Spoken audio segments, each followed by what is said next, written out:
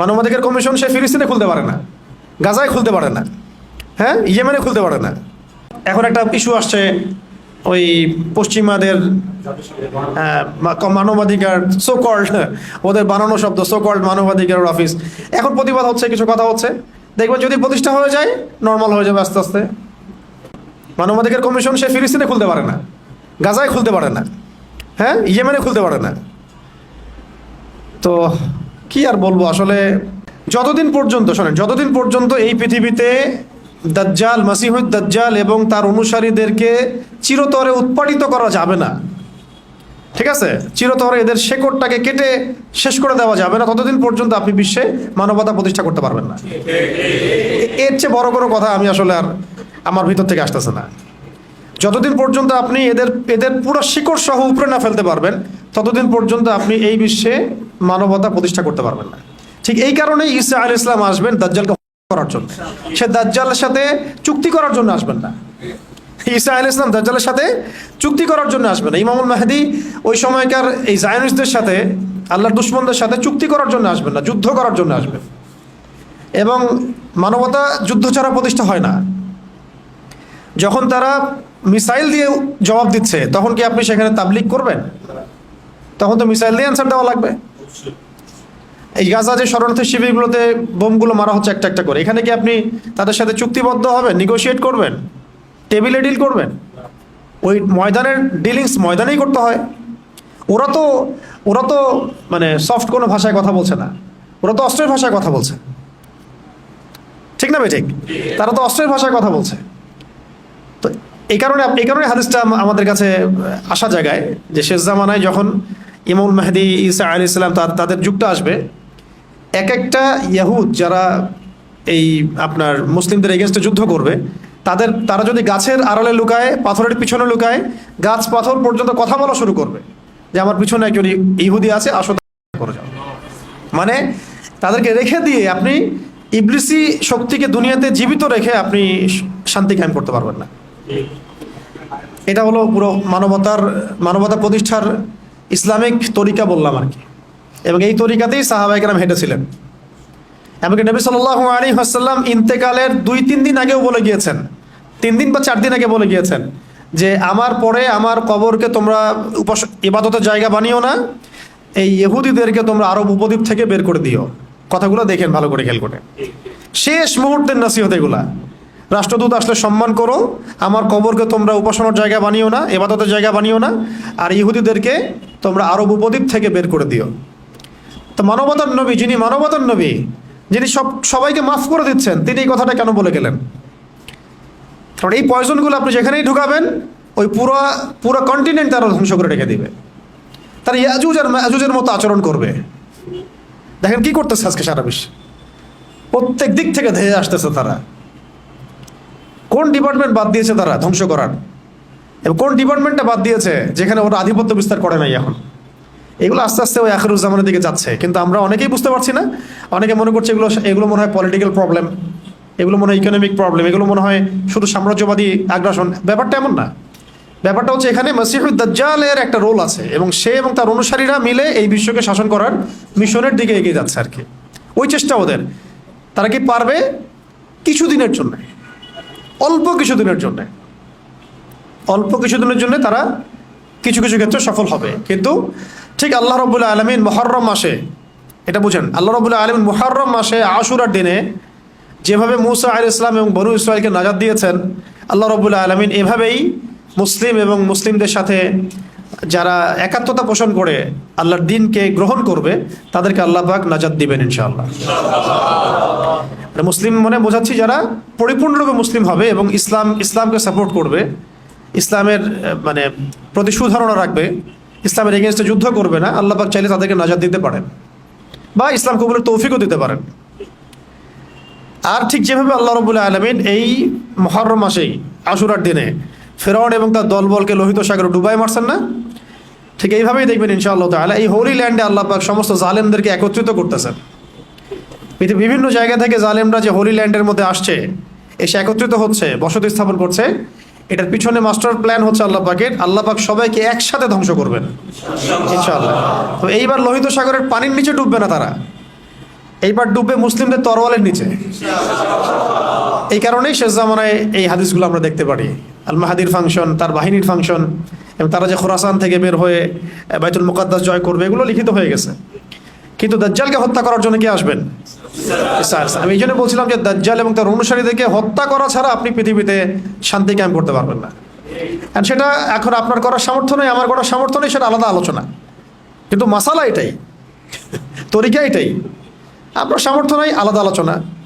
আপনি আমি দুর্বল, এটা আলাদা ভিন্ন বিষয়, কিন্তু তরিকা এটাই, এবং ওই তরিকাতেই হাঁটবেন ইমাম মাহদী।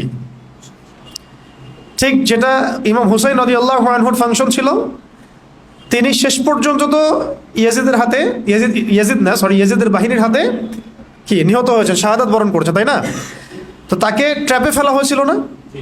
ট্র্যাপে ফেলা হয়েছে। তিনি থেকে শেষ পর্যন্ত তাকে ওই গুটি কয়েক তার যে সঙ্গী সাথী ছিলেন তাদেরকে হত্যা করা হলো, শেষ পর্যন্ত অস্ত্র ধরতে বাধ্য করা হলো। তিনি তো যুদ্ধ করতে যান নাই সেখানে, তিনি গিয়েছিলেন কি করতে? কুফাবাসীর ডাকে সাড়া দিতে। তারা বায়াত করতে চেয়েছিল। পরে যখন তাকে ঘিরে ফেলা হলো, তিনি বললেন, আমাকে হয় মদিনার দিকে যেতে দাও, বা আমাকে ইয়াজিদের সাথে দেখা করতে দাও, বা আমাকে ছেড়ে দাও, আমি সীমান্তের কোনো দিকে গিয়ে আমি জিহাদ করতে করতে শহীদ হয়ে যাব। কিন্তু তারা এটাকে মানে নাই, তার উপর জুলুম করা হলো, এবং তিনি শেষ পর্যন্ত ইয়াজিদের বাহিনীর এগেইনস্টে লড়াই করলেন, শেষ রক্তবিন্দু পর্যন্ত। ঠিক আছে না? শেষ রক্তবিন্দু পর্যন্ত তিনি লড়াই করলেন ইয়াজিদের জালেম বাহিনীর এগেইনস্টে। তার একটা আনফিনিশড কাজ আছে এখানে, সেটা কি? ওই জালেমের শেকড় কেটে ফেলা। সেটা কিন্তু সম্ভব হয় নাই। আল্লাহ পাক তাকে শাহাদাত দিয়েছেন, আল্লাহ পাক তাকে শাহাদাত দিয়েছেন। ওই আনফিনিশড যে কাজটা, এটা ইনশাআল্লাহ আল্লাহ রাব্বুল আলামিন তারই বংশধরদের মধ্যে, ফাতিমা রাদিয়াল্লাহু আনহার বংশধরদের মধ্যে ইমামুল মাহদির হাতে করাবেন ইনশাআল্লাহ। ইমামুল মাহদির ফাংশনটা কি? ওয়ার্ল্ডের জালেম শক্তিকে ধ্বংস করা। ঠিক আছে? তো এই বিষয়গুলোর দিকে বিশ্ব এগিয়ে যাচ্ছে, অন্যদিকে চলে গেছে যদিও আমরা। মূল কথাটা হচ্ছে ইহুদি জাতির এই যে চরিত্রটা, শানে নজরুলটা আমি এত সময় নেই এই কারণে বললাম, যে জাতি আপনার আমার নবীকে হত্যা করার চেষ্টা করতে পারে, যে জাতি চুক্তি ভঙ্গ করে নবীর সাথে, যে জাতি এর আগে জাকারিয়া আলাইহিস সালামকে হত্যা করেছে, হ্যাঁ, যে জাতি এর আগে ইয়াহইয়া আলাইহিস সালামকে হত্যা করেছে, যে জাতি মুসা আলাইহিস সালামকে কষ্ট দিয়েছে, ঈসা ইবনে মারিয়ামকে হত্যার চেষ্টা করেছে, যে জাতি মুহাম্মদ সাল্লাল্লাহু আলাইহি ওয়াসাল্লামকে উপর থেকে পাথর ফেলে হত্যার চেষ্টা করেছে, ঠিক আছে, বনু কুরাইজা, বনু কাইনুকা, বনু নাজির চুক্তি ভঙ্গ করেছে, যে জাতি খায়বারে আমাদের সাথে লড়াই করেছে, যে জাতি আমাদের নবীজিকে বিষপান করানোর চেষ্টা করেছে, আর যে জাতি আমাদের নবীকে সেহর পর্যন্ত করেছে, এই জাতির সাথে কি কোনো রকমের আপনি শান্তি চুক্তি করতে পারবেন? সেই জাতি এবং তার অনুসারীরাই আজকে গাজদারি অবস্থা করেছে। তা আমরা আমাদের শত্রু থেকে চিনতে পারছি না। শুধু সে একা না, তার সাথে যত রকমের আরবের মুনাফেক আছে, এরাও আমাদের শত্রু। তার সাথে যত পশ্চিমারা আতাত করেছে, এরাও আমাদের স্পষ্ট শত্রু। তার আন্ডারে যত সংগঠন আছে যারা ওদের হয়ে কাজ করে, এরা প্রত্যেকে আমাদের শত্রু। এমনকি তাদের সাথে যে মুশরিকরা ঐক্যবদ্ধ হয়েছে এখন, তাদের কেউ কেউ আমাদের বাড়ির পাশেও আছে, এরাও আমাদের স্পষ্ট শত্রু। এদের সবার এজেন্ট একটাই, তারা পুরো বিশ্ব থেকে তাওহীদপন্থীদেরকে মিটিয়ে ফেলতে চায়। মুহাম্মদ সাল্লাল্লাহু আলাইহি ওয়াসাল্লামের সঠিক এবং দৃঢ় অনুসারীদেরকে তারা ধ্বংস করতে চায়, ইমানদারদেরকে তারা হত্যা করতে চায়। এটা হচ্ছে তাদের মূল মিশন, এবং এগুলোর মধ্য দিয়ে তারা বিশ্বকে শাসন করতে চায়। তবে তাদের এই স্বপ্নটা কখনোই বাস্তবায়িত হবে না ইনশাআল্লাহ। কারণ ঠিক এই মুহররম মাসের আশুরায় এটার দলিল আছে মওজুদ। ঠিক যেভাবে আল্লাহ রাব্বুল আলামিন ফেরাউনের বাসায় মূসাকে বড় করেছেন আলাইহিস সালাম, দেখবেন আল্লাহ রাব্বুল আলামিন ওইভাবেই এই শাম অঞ্চলের মধ্যে ইমাম মাহদিকে ঢুকাই দিবেন, ওদের ঘরের মধ্যেই ইনশাআল্লাহ। ফেরাউনের ঘরে যেভাবে কে মানুষ হয়েছে? মূসা আলাইহিস সালাম। এইভাবে আল্লাহ রাব্বুল আলামিন এই বাইতুল মুকাদ্দাসের মধ্যে ইমাম মাহদিকে ঢুকাই দিবেন, ওরা বুঝতেও পারবে না ইনশাআল্লাহ। এটা বাস্তব, দেখেন এরকমই হবে ইনশাআল্লাহ। এরপরে ঠিক যেভাবে আল্লাহ রাব্বুল আলামিন মূসা আলাইহিস সালাম এবং তার অনুসারী বনু ইসরাইলকে নাজাত দিয়েছেন, এইভাবে আল্লাহ রাব্বুল আলামিন অচিরেই মুসলিমদের যে বাহিনী এবং আল মাহদি এবং ঈসা আলাইহিস সালাম তার অনুসারী সবাইকে নাজাত দিবেন ইনশাআল্লাহ। আর যেভাবে আল্লাহ রাব্বুল আলামিন একটা জায়গায় একত্রিত করে ফেরাউন এবং তার অনুসারীদেরকে ডুবিয়ে মেরেছেন, ঠিক একইভাবে আল্লাহ রাব্বুল আলামিন এই জামানার যত ফেরাউন আছে, এই জামানার এই যুগের যত ফেরাউন, এই যুগের যত জালেম, এবং এই জালেমদের সহযোগী সবাইকে আল্লাহ পাক এই হোলি ল্যান্ডে একত্রিত করছেন যাতে একসাথে এদেরকে ধ্বংস করা যায়। তো এইবার ওই লোহিত সাগরে ডুবে তারা মরবে না, তারা মরবে মুসলিমদের তরবারির নিচে ইনশাআল্লাহ। এটা ইতিহাস লিখিত হয়ে গেছে। এটা আমি এই জন্য বললাম যাতে মুসলিমরা মানে আমরা যেন কখনো হীনমন্যতা না ভোগেন যে কি হচ্ছে গাজায়, কি হচ্ছে ফিলিস্তিনে, কি হচ্ছে ইরাকে, সিরিয়ায়, আমরা মনে হয় দুর্বল। এগুলো হচ্ছে আল্লাহ রাব্বুল আলামিনের মাস্টার প্ল্যান। সাফল্য দুইভাবে আসে, এক হচ্ছে শাহাদাতের মাধ্যমে, এক হচ্ছে গাজী হওয়ার মাধ্যমে।